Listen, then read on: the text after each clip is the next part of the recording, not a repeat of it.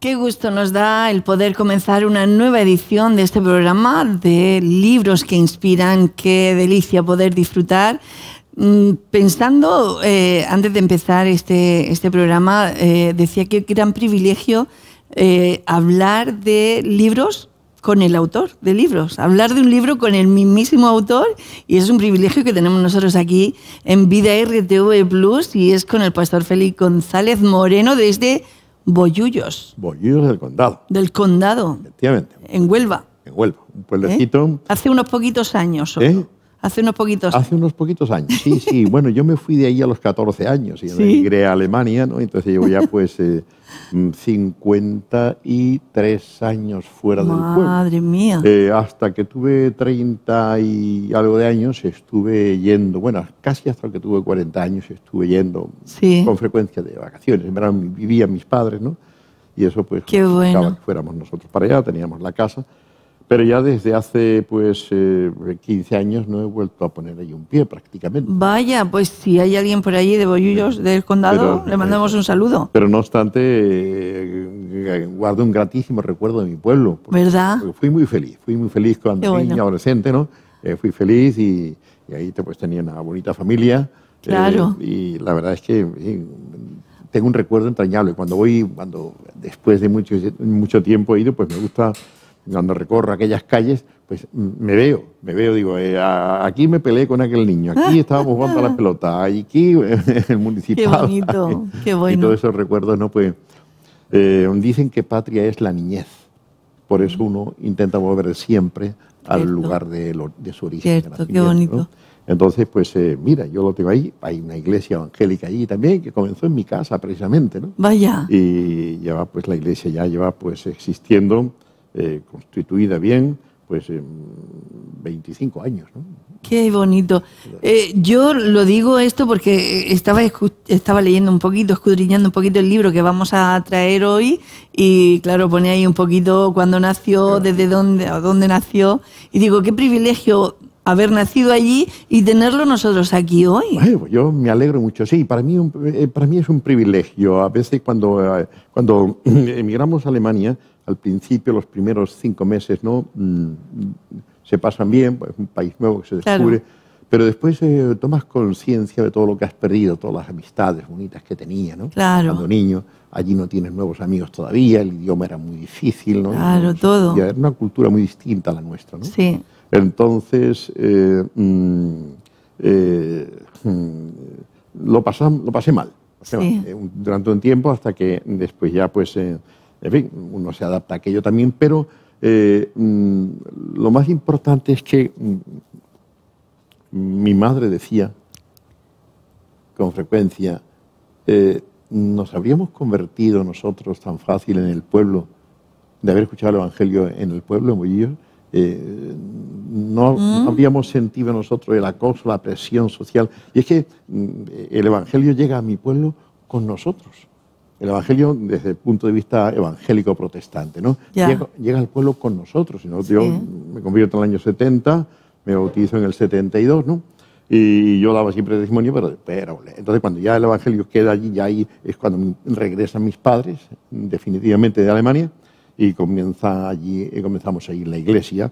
Entonces el Evangelio prácticamente pues llega allí en los años 1987, 88, ¿no? Madre mía. Pues fíjate, yo tenía ya entonces mis añitos, más de 30 años, ¿no? Claro. Entonces, pues ya no hubiésemos escuchado nosotros el Evangelio todos juntos, cada uno por su lado, con su propia familia, ¿no? Sí. Por eso me alegré mucho de que el Señor nos llevara lejos a Alemania. Claro. Que allí pudiéramos escuchar el Evangelio, y ese Evangelio cambió nuestra vida y ha dado un sentido, una plenitud tan grande que me siento inmensamente feliz de poder ser cristiano, ¿no? Y realmente eso, en mi caso, en el caso de mi familia, y en el mío personal, fue debido a que tuvimos que emigrar, ¿no? Claro. Y en la emigración Dios nos salió al paso, ¿no? Eso fue muy Qué bueno, qué bueno. Y ahora nos encontramos aquí. Y ahora estamos aquí. Después de toda esa trayectoria, que ha enriquecido las vidas. Y para mí pues es un hermoso privilegio, ¿no? Tener ahora pues 67 años, llevar 2 años jubilado y poder realizar este trabajo bueno. continuar. Yo creo que uno se jubila de pastor oficialmente, ¿no? Pero después uno continúa siendo cristiano y por tanto trabajando con los dones que Dios le ha dado. Que me ha dado el Señor el don de la escritura y el don de la predicación y los dones pastorales, pues voy a continuar con esto y me gustaría, pues como se suele decir en ese argot vaquero americano, morir con las botas puestas. Totalmente. Entonces, eso no podemos dejarlo. El cristiano no se jubila. El cristiano no se jubila. Exacto. Y entre los cristianos no debe haber paro obrero, me refiero como cristianos. Claro. Como cristianos tenemos que estar siempre trabajando para el Señor, apoyando, haciendo cosas que realmente vayan encaminadas a que el reino de los cielos se extienda y que cada vez más personas puedan conocer el Evangelio de Jesucristo. Y venga la vida a todas esas personas, que eso es lo que interesa y lo que queremos. Eso es lo fundamental. Para eso estamos aquí. Estoy ahora mismo, he iniciado por Facebook una serie de capítulos sobre el sentido de la vida. Entonces estoy pensando en esto y el pensamiento me tiene calado, ¿no? Sí. Y claro, y pienso y van a pensar qué absurda es la vida sin Dios. Totalmente.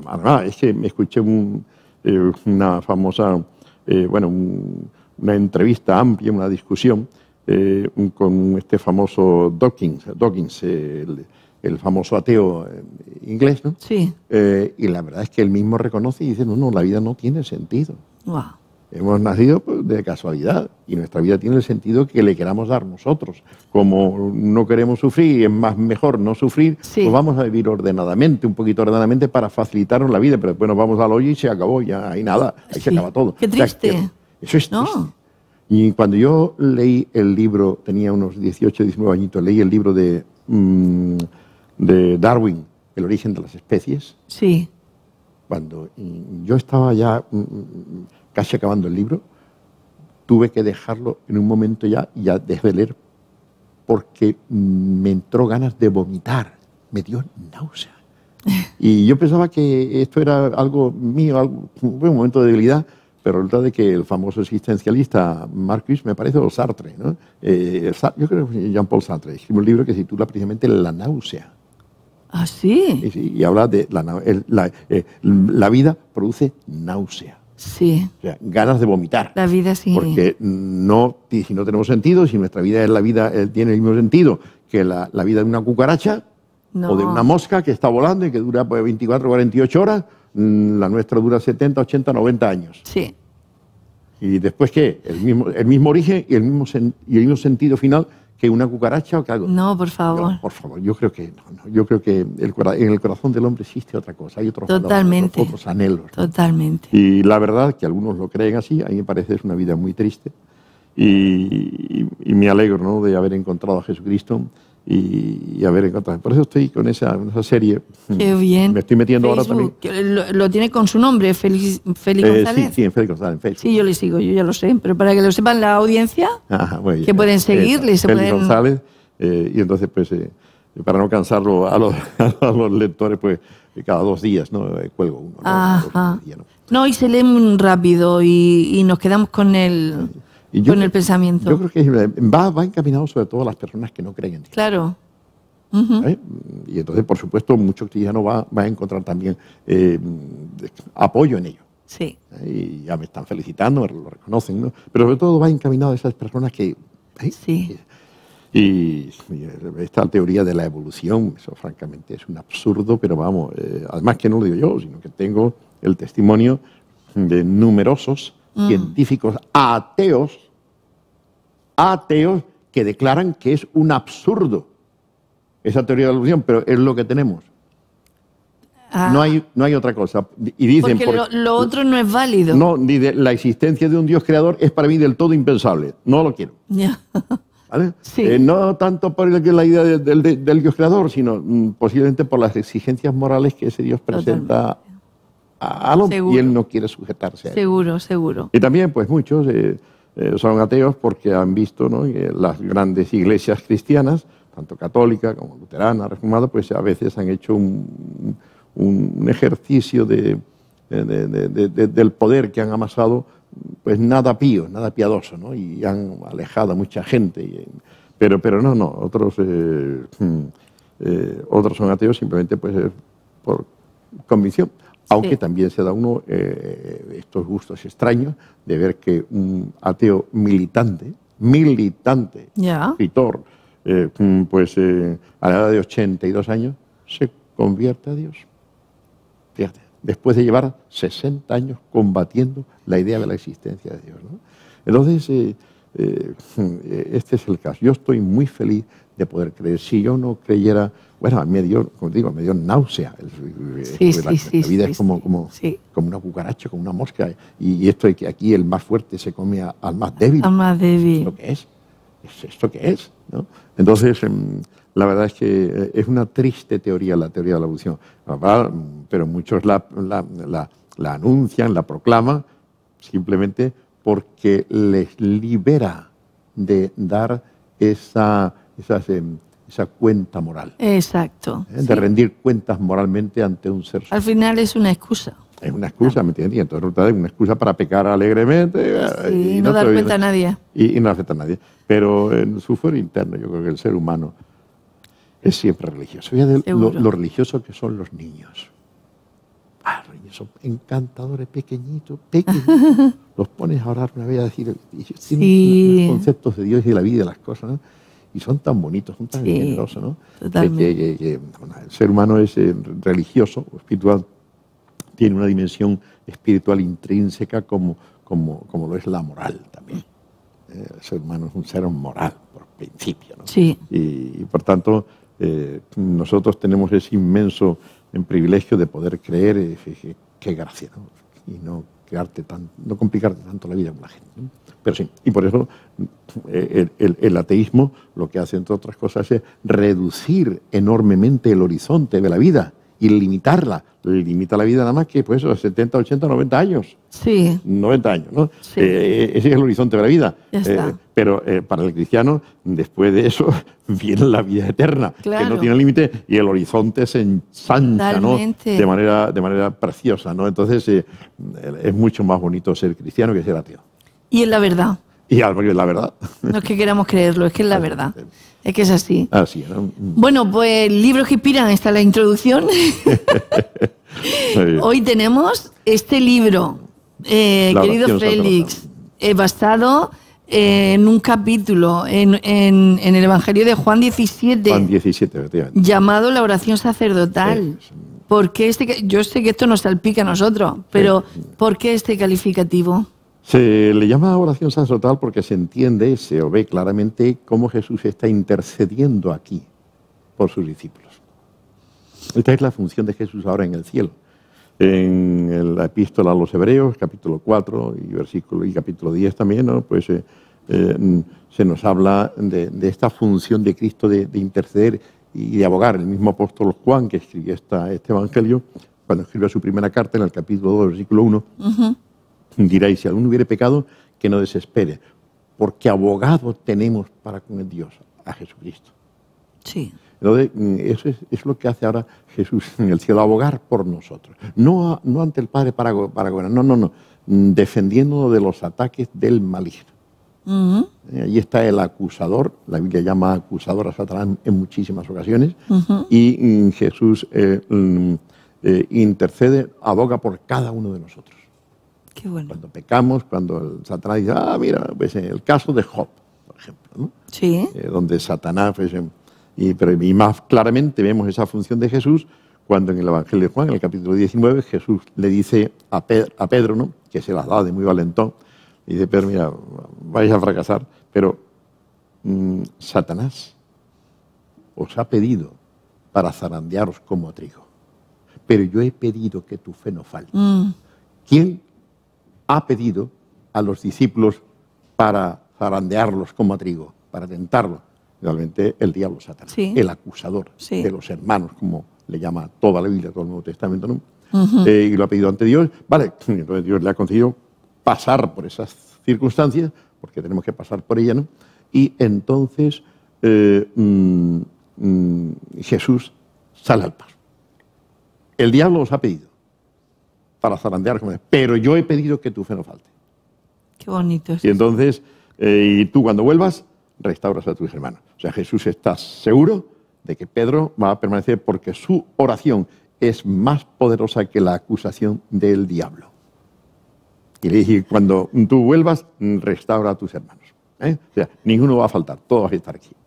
Eso es precioso, ¿no? Eso es precioso y no solamente eso, es precioso vivirlo. Efectivamente. O sea, es que hay que vivirlo, hay que tener esa conciencia, ¿no? Saber que, yo me acuerdo de una vez que me sentí muy mal porque hice algo, bueno, le robaron a mi madre el bolso en la calle, en Murcia, y sentí tal rabia contra la persona, no lo alcancé. Sentí tal rabia que pequé en mi interior contra esa persona y cayó una acusación encima de mí terrible y estuve todo el día ahí que no podía con ese peso hasta que hablé con el pastor y le dije no puedo con este peso. Yo no conocía este versículo que acaba de citar y me dijo, Pablo dice, hijitos, no pequéis, pero si pecáis, abogado tenéis para con el Padre. Y cuando me dijo, Jesús está intercediendo por mí, por este pecado que yo he tenido. Así es, así es.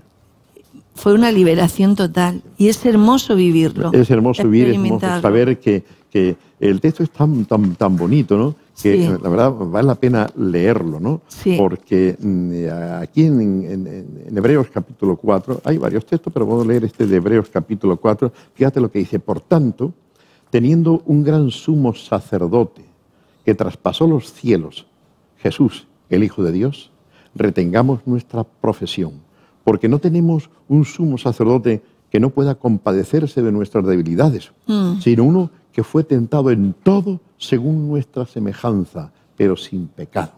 Acerquémonos, pues, confiadamente al trono de la gracia para alcanzar misericordia y hallar gracia para el oportuno socorro. Porque todo sumo sacerdote tomado de entre los hombres es constituido a favor de los hombres en lo que a Dios se refiere, para que presente ofrendas y sacrificios por los pecados. Y esto es lo que está. Cuando cuando la Biblia llama a Jesús sumo sacerdote, dice que está, pues eso, ofreciendo sacrificios y peticiones y oraciones por nuestros pecados. Qué hermoso. Esa es la función de Cristo ahora en los cielos. Lamentablemente tiene mucho trabajo. Pero nosotros debemos de tener conciencia y no desmayar cuando sintamos el peso en nuestra conciencia de algún pecado que hayamos cometido.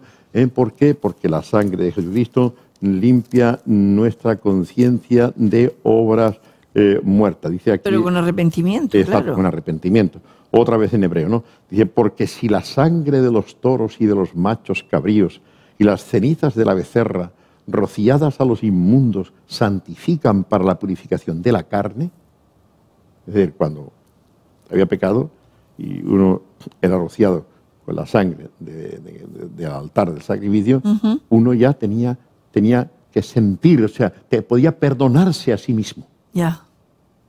Y al sentir la cadena, yo estoy perdonado por Dios, por tanto, mi conciencia tiene que ya liberarse de esta culpa, de esta carga, ¿no?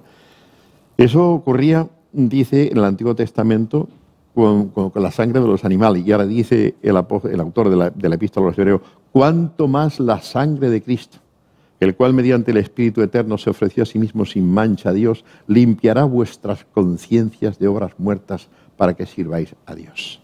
Así que por eso es mediador de un nuevo pacto, para que entonces resulta de que esta es la virtud de la sangre de Cristo y la gran obra de Cristo ahora en los cielos. Está allí intercediendo por nosotros. Y esto es tremendamente consolador. Es verdad, sí. Hay momentos en los cuales nosotros podemos decir, madre mía, otra vez el mismo. Otra vez. Señor, Sí. No merezco perdón de Dios, pero ¿cómo soy yo cristiano? Vale, en un sentido está bien sentir esa voz, ¿no? Sí. Pero que no se te convierta, que tu culpa, tu sentimiento de culpa, que debes de tenerlo, no se te convierta en un complejo de culpabilidad. Claro. Porque entonces ya eso es algo diabólico. Claro. ¿Por qué no es soltar? necesario que se convierta en eso? Porque tenemos la intercesión de Cristo. Señor Jesús, perdóname y dame tu paz en mi mente y en mi conciencia, que yo sienta, Señor, Eso es. que estoy perdonado de verdad. Ajá. Quiero tu perdón, Señor, y creo en tu perdón. Pero en este momento necesito sentir. Y esa liberación. Necesito sentir mi conciencia tranquila. Y eso viene. Sí. Eso se produce. Sí, sí, sí. Porque cuando pedimos perdón, Dios nos otorga el perdón. Totalmente. Y cuando en algún momento determinado por un lastre especial necesitamos pedir también pues eso, que se descargue nuestra conciencia, pues ocurre eso también y sentimos la paz entonces. Ese es el poder y la virtud de Cristo y de su sangre derramada por nosotros. Qué precioso. Pero se dice de esta oración de Juan 17. Y esa dice esa, que es una oración sacerdotal porque encontramos a Jesús intercediendo por sus discípulos. Intercede, Padre, te ruego por los que me has dado. Y después le dice, para que los libres del mal, no te pido que los quites del mundo, pero que los libres del mal, ¿no? Y dice también, pero no te ruego solamente por ellos, sino también por los que han de creer en mí por la palabra de ellos. O sea, por ti y por mí. Claro, hoy en el siglo XXI. Ahí estamos Entonces, nosotros. Estamos nosotros comprendidos también en esta bendita oración del capítulo 17 del Evangelio de Juan. Es una oración magistral, porque fíjate que se hace también una hora especial también, una oración como programática. Dice, la comienza en el capítulo 1, en el versículo 1, diciendo, estas cosas habló Jesús, y levantando los ojos al cielo dijo, Padre, la hora ha llegado. Esa hora a la que él hará referencia en varias ocasiones, por ejemplo, en las bodas de Caná de Galilea, no tienen vino. Sí. Mujer, ¿qué tienes tú conmigo? Mi hora aún no ha llegado. Esa hora a la que él se refiere también cuando en Nazaret, su pueblo natal, lo quieren despeñar por un precipicio y matarlo. Él dice, se fue porque su hora todavía no había llegado. Esa hora a la que él alude cuando sus hermanos en Nazaret, que no creían en él, antes de la Pascua, le dice, Pablo, y tú eres el Mesías, pues ve a Jerusalén y date a conocer allí. ¿Cómo te escondes? ¿Cómo que te escondes, no? Y entonces, pues, él le dijo, id vosotros ahora, mi hora todavía no ha llegado. Sí. Ahora dice, Padre, la hora ha llegado. ¿Y cuál hora es esta? La hora de la gloria de Cristo. Dice, glorifica a tu Hijo para que también tu Hijo te glorifique a ti. Sí. Es la hora de la cruz. Es la hora suprema de la cruz. Dios, Jesús, va a revelar el amor divino, su propio amor, como en ningún lugar antes, ni en ninguna acción anterior se había visto. Él sube a la cruz por los pecadores. Aguanta la mofa, la burla, el maltrato psicológico y físico de una horrorosa muerte de cruz. Lo aguanta todo por nosotros y lo hace por amor. Lo que sostenían a las manos de Jesús en aquel madero no eran los clavos de hierro. Él podía haber arrancado de un tirón las manos y los pies. Lo que sostenía a Jesús aferrado al madero y aferrado a aquellos clavos era el amor que tenía por nosotros y el amor que tenía a su Padre. Era la voluntad del Padre que nosotros fuésemos redimidos a ese precio. Algunos ven en el Padre pues un Dios que extraño, que mata a su hijo, esto que es. Cuidado. Dios no es ningún loco. Dios está muy cuerdo. Y si Dios ha hecho las cosas así, es porque tiene su razón. No porque Él tenga que ser reparado en algo, no, desagraviado, no se trata del desagravio de Dios, se trata de que el pecado es tan sumamente malo que solo a ese precio podía ser el hombre rescatado de él, el hombre y la mujer. Se trata no solamente del amor divino, que se expresa ahí de una forma gratuita y de una manera sobreactuada. Tenía que subir a la cruz, no podía hacer otra cosita más pequeña. No, tenía que subir a la cruz. A nosotros se nos escapa esto, que algunos se burlan y dicen, pues vaya Dios, que pide el sacrificio de su hijo. A mí me parece que de haber sido posible, el Padre era el que se había ofrecido a subir a la cruz. Sí. Habría subido a la cruz. Sí. Entonces él sufrió también junto a su hijo. el Espíritu Santo sufrió también. Claro. Y todo eso nos debe dejarnos entrever un poquito qué mal están las cosas y qué terriblemente malo o cuán terriblemente malo es el pecado. Y de qué negruras nos habrá librado Dios, Jesús, en la cruz, cuando no tuvo más remedio que hacerlo. Yo creo que no tuvo más remedio que hacerlo. Sí. Las reglas del juego las impone Él, no nosotros, ¿vale? Pero lo que no podemos pensar es que fue una acción excesiva, gratuita, impropia, innecesaria, como me han dicho a mí algunos. También, recuerdo, un presbítero católico me decía eso. Es que yo no creo que Jesús tuvo que morir, tuvo que derramar su sangre para redimirnos de nuestros pecados. Él podía haberlo hecho simplemente derramando una lágrima. Me parece un concepto totalmente equivocado. Eso era necesario. Dios no sobreactuó ahí en la cruz. Por supuesto. Dice el texto bíblico que Jesús sudó sangre y que Jesús lloró mucho en Getsemaní y fue oído por su temor reverente. Pero fue oído en la medida en que recibió el poder y la fuerza para eso. Nosotros, este es un capítulo en el que nosotros no podemos entrar. Porque ¿qué sabemos nosotros de la cruz? A veces podemos entrar un poquito a cuando hay personas que teniendo todo se han quitado la vida porque una carga moral los destroza, los amarga y entonces han preferido quitarse la vida para liberarse de ese sentimiento y ese pensamiento y que no les deja vivir. Sí. Se han suicidado. Sí. Pero y ha sido a lo mejor por un pecado, por una cosa que han hecho suficientemente grave como para vivir de esa manera y para quitarse la propia vida, ¿no? Pues imagínate ahora los pecados. Ahora mismo vivimos en la Tierra más de 7.000 millones de personas. Imagínate tú lo que puede pesar los pecados de toda una humanidad. Tremendo. Desde Adán hasta el último. Tremendo. Eso es una carga de culpas. Sí. De una carpa y la sangre de Cristo lo limpió todo. Por tanto, yo creo que los tiros van por ahí, ¿no? Que no hay gente que no lo comprende y rechazan este pensamiento, esta idea, allá ellos, ¿no? Pero yo me sujeto al texto bíblico en este sentido, no veo mitos aquí, sino veo que hay que interpretar esto literalmente. Entonces, eso es lo que está haciendo Jesús aquí, está intercediendo por los suyos que tiene delante y por nosotros. Él está viendo a todos los que íbamos a creer en Él por oír el Evangelio, ¿no? El tremendo amor del Hijo. El Hijo, amor de Dios. Y entonces, pues, esto es lo maravilloso. Por esto es una oración sagrada. Se dice que, bueno, el primer registro escrito que tenemos de esto data del año 1450 y tanto. Un clérigo alemán, curiosamente. Hay un escrito en que se refiere a este capítulo 17 de Juan llamándolo oración sacerdotal. Ajá. No significa que sea ahí o que sea el primero, pero significa simplemente que no se han descubierto otros. Ya.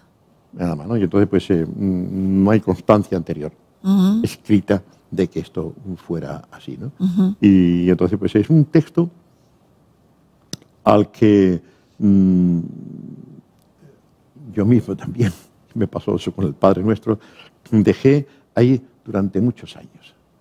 No quise, porque yo lo consideraba un texto tan profundo, tan sublime, que no quería entrar con la impertinencia de mi madurez, y con la osadía de la juventud en algo tan hermoso, algo tan bello y tan profundo, ¿no? Tan profundo. Entonces, yo, lo hice conscientemente. Yeah. Yo tengo que dejar pasar tiempo, ganar conocimientos teológicos, bíblicos, y también ganar experiencia personal yo, para después enfrentarme a este texto. Y me alegro de haberlo hecho así. Sí. ¿No? Y entonces, pues, y esto es lo que le ha ocurrido también a muchos pastores y predicadores de muchos países. Uno siente que ante este capítulo nos encontramos en Tierra Santa. Es como cuando Moisés va a ver la zarza y quiere ver lo que... Y se acerca ahí, escucha la voz de Dios diciéndole: Moisés, párate. Párate donde estás y quita el calzado de tus pies, porque el lugar donde estás, tierra santa es. Sí. Entonces, eso es tierra santa. Wow. Todo el Evangelio, toda la Escritura es tierra santa. Sí, claro. Pero esto... hay lugares especiales. Sí. Estos son lugares especiales porque estamos asistiendo a una oración íntima entre el Hijo y el Padre. Y nosotros podemos meternos ahí y ver, a través de la lectura y estudio de esta oración, ver qué es lo que ocupaba el alma y la mente de Jesús en este momento. Y vemos que lo que ocupa es el hacer la voluntad de Dios. Ocupa esto la gloria de Dios, la gloria del Padre. Y ocupa su corazón y su mente, tú y yo, los hombres. En ese momento en ese momento él... De tanto dolor, de tanto... Él está ahí y eso va a realizar ese acto por nosotros. Padre, glorifica a tu Hijo. La hora ha llegado. Qué bueno. Jesús siente, el Espíritu Santo, indudablemente el Padre, ya le ha hecho entender que ya es hora de morir, de subir a la cruz. Y entonces él va conscientemente a la cruz. No fue un accidente, no fue un acto de debilidad, sí, como me han dicho algunos. No, Jesús murió porque lo mataron los romanos. Sí, eso lo dice mucha gente. Lo mataron nuestros pecados. Totalmente. Los romanos y los judíos fueron los brazos ejecutores. Sí. Pero Jesús, lo que realmente mató a Jesús fue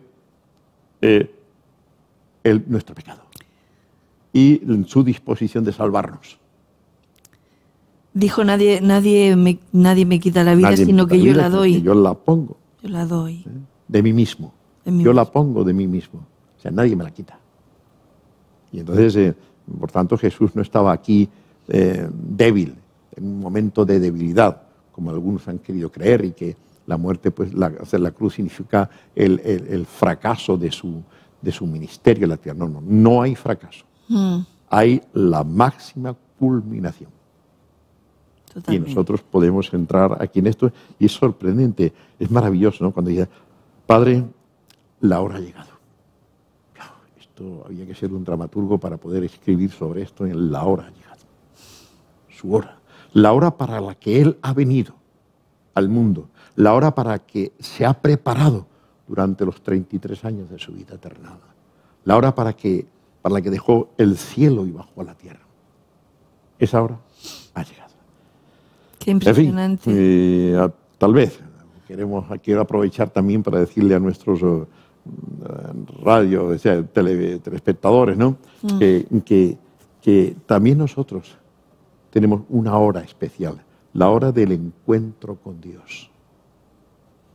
Y puede ser que alguien que nos esté escuchando, tú que nos estás escuchando en este momento, pues Dios te esté hablando. Y te estoy diciendo que tienes que convertirte a Jesús, que necesitas lo que Jesús hizo en la cruz por ti. Y solo así recibirás el perdón de pecados y recibirás también la adopción de hijos de Dios. Esta es la hora. Esta puede ser tu hora. No la dejes pasar. Dice Dios en la Escritura, en el Antiguo y en el Nuevo Testamento: si oyeres hoy su voz, no endurezcáis vuestros corazones. Y aquí hoy el día de salvación. Y en ese hoy hay 24 horas. Y en ese hoy hay un momento, hay una hora para cada uno de nosotros. Quiere Dios que alguno de nuestros telespectadores, pues en esta hora, se vuelvan del error de su camino, abandonen sus pecados, reordenen sus vidas y asuman responsablemente su compromiso con Dios, su compromiso de seguimiento de Jesús. Este es nuestro deseo, ¿no? Qué bonito. No, estaba viendo todo lo que encierra este libro. Por favor, yo se lo recomiendo porque es hermoso. De 26 me voy a saltar yo. 26 versículos. 26 versículos, 36. 32 capítulos. Ah, ¿32? ¿No? ¿O cuánto? ¿O No, 36. 36 capítulos. 36 Venga, ya mismo capítulos. me parece demasiado. Efectivamente, son 32. 36. 26. 26 versículos, 36 capítulos. Madre mía. Eso es, O sea que da para tanto esta sí, oración. Sí, da para tanto. Da para tanto, porque como te digo, ¿cuánto tiempo podríamos estar hablando de la hora ha llegado, de esta hora? Y de la petición glorifica a tu hijo para que también tu hijo te glorifique a ti. Tremendo. Como ya te he dicho, es un texto muy especial. Sí. Un texto en el cual los predicadores no deben ponerse a predicar. Los predicadores que lleven pocos años salido del seminario o en práctica, Ya. pueden meterse, ¿no?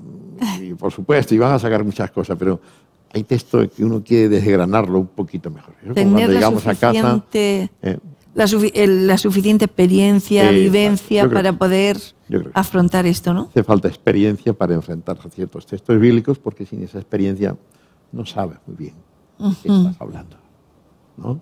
Entonces, da para mucho. Cada versículo hay un contenido inmenso, ¿no? Bueno, yo he reducido los capítulos también, he tenido que limitar los capítulos porque yo estaba exponiendo esto en los cultos de oración de la iglesia también y en otros cultos, ¿no? Por tanto, puedes predicar más de 25 o 30 minutos, ¿no? Pero sí, la riqueza es tan excepcional, tan grande, que me propuse pues no dejar de tocar ninguna palabra, ¿no? que hubiera que resaltar, ¿no? Y sí, efectivamente, y la gente pues lo han aceptado muy bien y han tenido su difusión y algunos pues, en fin, lo han disfrutado. Y espero que yo creo que es un libro que hay que leer concienzudamente. Seguro que sí. ¿Qué se puede hacer con este libro, con tu libro? Bueno, pues uno lo puede leer personalmente y disfrutarlo en un auténtico espíritu de oración, con esa clara conciencia de que está en un terreno santo. ¿Vale? Segundo, uno puede estudiarlo con un grupo de personas cristianos, ¿no? O lo puede... Creo que eso enriquece mucho. Enriquece mucho. De hecho, había 7 hermanas en LACI que, pastor, necesitamos su libro. Oye, pastor, estamos estudiando su libro. La oración sacerdotal, qué bueno, cuánto nos edifica, ¿no? Y después pues hay pastores que me han dicho que lo han usado en el culto de oración también, ¿no? Entonces, los predicadores lo pueden usar también, si no es necesario que se sujeten a cada uno de los capítulos, sino que pueden fusionar varios capítulos, ¿no? Tanto para el estudio bíblico en grupo, en la escuela dominical o en la predicación, y así pues pueden reducir de alguna forma pues el contenido, porque a veces es conveniente hacerlo, es necesario hacerlo, ¿no? Pero sí, el texto da para mucho. Entonces, qué bueno. ¿Cuál sería la división interna de este texto? La división natural del pasaje se puede dividir en cuatro grandes partes, ¿no? Del versículo 1 al 5 sería la primera división. Aquí vemos que Cristo confiesa haber glorificado al Padre. Padre, yo te he glorificado en la tierra. ¿Cómo lo ha hecho? Dando a conocer tu palabra y dando tu nombre y dando a conocer, pues, procediendo como tú me has ordenado. He buscado siempre servirte, ¿no? Honrar tu nombre. Y ahora pide que le glorifique a Él, ¿no? Entonces, este primer apartado sería la gloria del Padre y del Hijo. Este es el primer objetivo, el punto 1 al 5. Eso es lo que nos debe también preocupar a nosotros en la vida. Esto está relacionado también con el primer mandamiento de la ley de Dios. Amarás a Dios con todo tu corazón, con toda tu mente, con toda tu fuerza, con toda tu alma. Amarás a Dios por encima de todas las cosas. Lo primero es la gloria de Dios, porque en esa gloria está la nuestra también. De esa gloria depende la nuestra. Si no llegamos a alcanzar esa gloria del Padre, no vamos tampoco nosotros a ninguna parte. Ese sería, por tanto, para un estudio así de todo el capítulo, si hay que hacerlo, ¿no? Pues se podría dividir así. Primer punto, la gloria del Padre y el Hijo, versículos de 1 al 5. Después encontramos los versículos, una porción más larga, del 6 al 19, donde encontramos que Él ruega por sus discípulos. Del versículo 6 al 19 prácticamente está pidiendo al Padre, intercediendo al Padre por sus discípulos. Y intercede por muchas cosas, así a grosso modo. Ruega que los guardes del mundo. No te pido que los saques del mundo, sino que los libres del mal. El cristiano no puede salir del mundo, sería un error, porque dejaría de ser luz y sal de la vida. Pero lo hemos hecho en algunas ocasiones. Ha sido un tremendo error. Sí, lo hemos hecho, ha sido un tremendo error, porque a veces sí, a veces el mundo nos es molesto, no nos gusta, ¿no? Pero no, tenemos que estar en el mundo, no identificándonos con el mundo, no vamos a identificarnos con el mundo, no haciendo lo que el mundo hace, sino siendo luz y sal de ese mundo, ayudando a ese mundo que Dios ama profundamente. Y eso lo hacemos cuando anunciamos esa luz que nos ilumina a nosotros. Es decir, cuando hablamos de Jesús, que dijo, yo soy la luz del mundo. Esa es la función. Si nosotros nos quitamos del mundo, nos encerramos, pues eso ese es el error de los frailes y de los curas y de las monjas, ¿no? Perdón, de los curas de las parroquias que están en el mundo, ¿no? Pero los frailes y monjas están apartados, que también ellos tienen su función. Y es importante también esta actividad que realizan. Pero nosotros no podemos escondernos en monasterios. El cristiano tiene que estar en la calle, en el vecindario, relacionándose con la gente. Yo recuerdo cuando empecé a conocer de la palabra del Señor, que no me interesaba nada de noticias, ni política, ni... Bueno, también era muy joven, pero como que me aislé del mundo porque encontré un tesoro tan grande que dije, ya no necesito nada más. Pero luego te vas dando cuenta que sí tienes que estar ahí. A mí me pasó lo mismo, ¿no? Y yo creo que a muchísimos cristianos nos pasa lo mismo. ¿Verdad? Nos sentimos tan inmensamente felices con el Señor. Sí. Después de esa experiencia de conversión, bueno,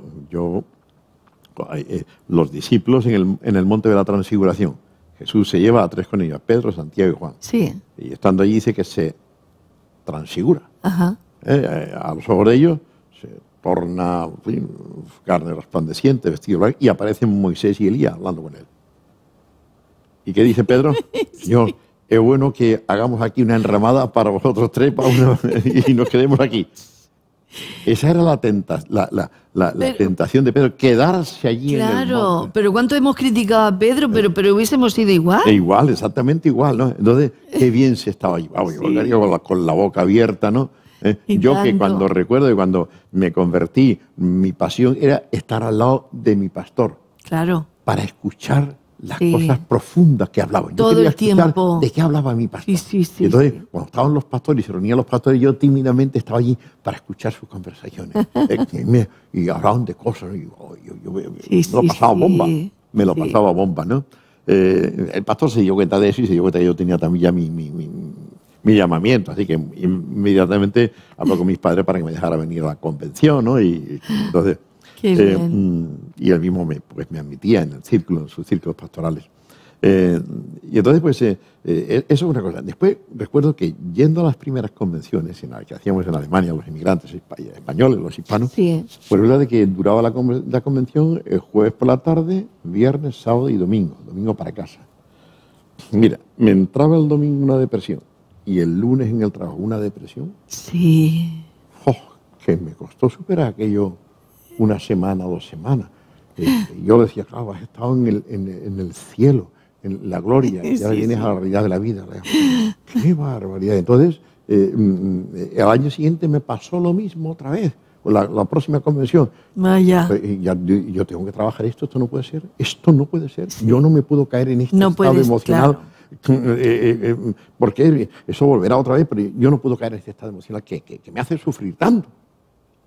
Y gracias a Dios, pues lo conseguí, ¿no? Pero sí, es nuestra tendencia. La tendencia es, estamos llenos del Señor, está lleno del Espíritu Santo. Sí, sí, sí. Esa es la realidad, y por eso ocurre eso. Sí. Y el Espíritu Santo pues, nos permite gustar estas cosas. Sí, es algo tan rico, tan dulce. Y entonces pues, después nos hace, una vez que lo has gustado, y si Ya. por circunstancias en el tiempo tú después te apartas o te enfrías un poquito, recuerdas que hubo un sentimiento que te cautivaba por completo, el primer amor. Sí. Vuelve a tu primer amor, ¿no? Yo sé que yo disfruté de algo, y entonces ese algo es lo que te hace añorar y voy a volver. Qué bonito. ¿Sabes qué me recuerda a mí esos primeros momentos, esos primeros meses? Como cuando el pueblo de Israel, no sé por qué asocio yo esto así, pero cuando el pueblo de Israel comió el maná por primera vez, que decían que era como dulce, Sí, ¿no? Que tiene un sabor como dulce, tuvo que ser algo extraordinario. claro. Como, claro, no se puede comparar el maná con conocer a Dios, pero me lo imagino algo así como algo tan nuevo, tan rico, que quiero volver a saborearlo. Así es. Y yo me acuerdo una vez que estuvimos en un concierto de un cantautor cristiano. Estábamos en Infanta Elena hace 1000 años ya de aquello, y me acuerdo que empezamos el concierto y era tanta la presencia, la disposición que yo llevaba ahí, que era tanta bendición, y conforme iba pasando el tiempo, y yo decía, se está acabando, venía la tristeza, venía el bajón ese de decir, bajón, sí. se está acabando y me voy a mi casa y se me acaba esto, pero bueno, después el Señor nos va enseñando a dominar eso, a dominar este eso, sentimiento, sí. y a gozarnos en y a el momento. normalizar nuestra vida también con su presencia, ¿no? Exacto, ¿no? Y eso es bonito, ¿no? Pues, Sí. claro, eso es algo extraordinario, ¿no? Qué bueno. Pues Jesús ruega, pues eso, por lo suyo, que no los saque del mundo, pero que los libres del mal. Ya. Que los libre del mal. Y entonces ruega también porque los mantenga unidos. Fíjate la importancia que Jesús le da a la unidad. Y nosotros a este respecto no hemos entendido para nada esto de la unidad cristiana. Hay cada elemento, hay cada cristianito, hay cada hermanito nuestro que se dedica a combatir a los otros, a depotricar sobre los otros. A polemizar. Sí, bueno, totalmente. Eso es una pena. Eso es una auténtica pena. Solamente los correctos. Si no eres calvinista de los 5 puntos, eres un miserable, madre mía. Me da vértigo escuchar, me da repelús. Escuchar estas cosas que oigo por Facebook. Hablando de otros cristianos, que a lo mejor no tienen tanta iluminación como tú, vale, de acuerdo. Pero son tus hermanos en la fe. Claro. Son esos hombres y mujeres por los cuales Cristo también oró para que estuviéramos unidos. Y entonces el que tengamos algunas divergencias doctrinales no es excusa para que nos zairamos, para que con palabras nos combatamos casi, pues eso, de una forma violenta, impropia, ¿no? Injustificada. Jesús pide por los suyos, Padre, y pide que todos sean uno. Que todos sean uno. Y los cristianos tenemos que procurar también trabajar por esa unidad. Por esa unidad, tenemos que trabajar por esa unidad. No lo hemos conseguido, no hay un día de la unidad cristiana. No hay un día, debería haberlo. Y aunque después no vayamos cada uno a nuestro lugar, a nuestra casa, como se dice, cada mochuelo se vaya a su olivo, bien, claro. Pero hay una conciencia de que somos un pueblo, y no un pueblo idealizado que no sabemos distinguir, que no sabemos por dónde anda, no, un pueblo perfectamente localizado. Los que están allí son mis hermanos, y aquellos también, y los otros también. Son mis hermanos, y yo soy uno con ellos. Eso es tremendamente importante, y ahí tenemos que trabajar nosotros todavía mucho, porque tenemos que encontrarnos más a menudo. Félix, ¿podríamos aplicar aquí en esta unidad decir el amor cubre multitud de faltas? Por supuesto, multitud de pecados. De pecados, si no quería ser dura yo. No, el amor cubre multitud de pecados. Pues sí, es verdad, algunos hermanos pues tienen cosas, hacen cosas en su teología que nosotros no las haríamos. Vamos a orar por ellos, vamos a orar, pero aman a Cristo. Confiesan que tienen el perdón de sus pecados por medio de Jesucristo. Gocémonos en ellos. Y nosotros seamos fieles a a la revelación que hemos recibido, al entendimiento que por la gracia de Dios nos ha sido dado desde nuestra iglesia, desde nuestra denominación cristiana concreta. Seamos fieles a eso. Y no nos cerremos, retengamos lo nuestro, pero reconozcamos que el otro también es nuestro hermano. Y eso hace falta. Yo he hecho en falta, ahí el día 31 de octubre se conmemora el Día de la Reforma. En Madrid, pues sí, había un grupito, algo insuficiente, por supuesto, ¿no? Pero por lo menos iban los representantes denominacionales, iban y acudían a este acto, ¿no? Pero propuse al presidente de la comunidad de la comunidad evangélica de Madrid, Manuel Cerezo, le propuse que hablásemos de este Día de la Unidad de los Cristianos. Ahí, sí, en la tercera semana de enero se hace una serie de actividades por una semana de oración por la unidad de los cristianos. Sí. Bien, pues también hagamos un día de la unidad. Sería muy bonito declarar un día de la unidad de los hermanos. Porque estamos en Murcia, y no solamente en Murcia, sino en toda la provincia de Murcia, en toda la comunidad de Murcia. Vamos a alquilar el estadio de la nueva condomina o un teatro grande en la ciudad.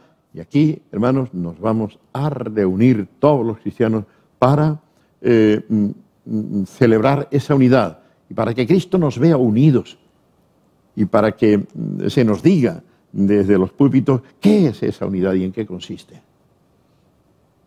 Así y dice que sean unos para que el mundo crea.